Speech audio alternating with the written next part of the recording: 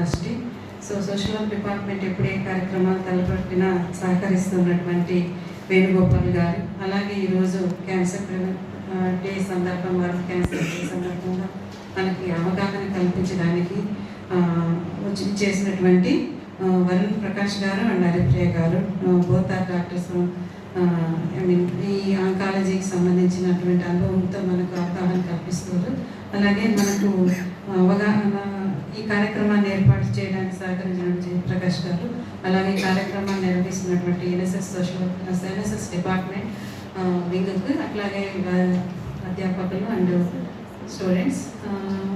ఇలాంటి కార్యక్రమాలు తలపెట్టడం యొక్క ముఖ్య ఉద్దేశము ఇలాంటి కార్యక్రమాల ఆవశ్యకత రాకుండా మనం ఉండాలి అనేది నా ప్రగాఢ ఆశ.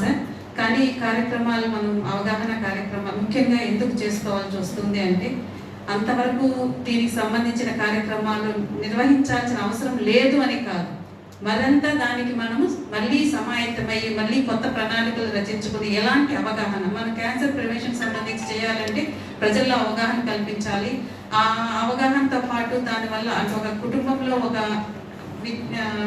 పర్సన్ ఐడెంటిఫైడ్ విత్ సర్టన్ అనేసి అన్నప్పుడు ఆ కుటుంబం ఎదురయ్యే ఎమోషనల్ డ్రామా కావచ్చు, ఆర్థికపరమైన కావచ్చు, సామాజికంగా ఉన్నటువంటి సమస్యలు కావచ్చు, ఇలాంటివన్నిటిని ఎలా అడ్రస్ చేయాలి.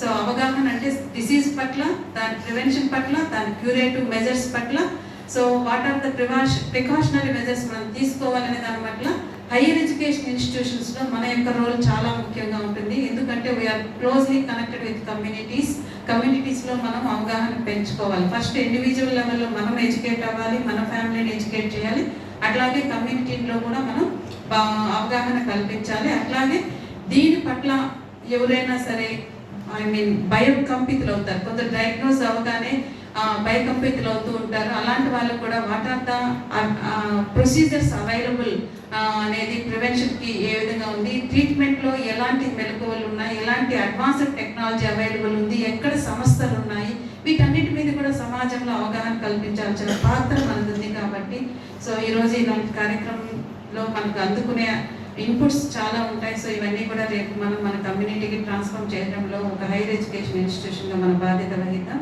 Thank you for giving this opportunity.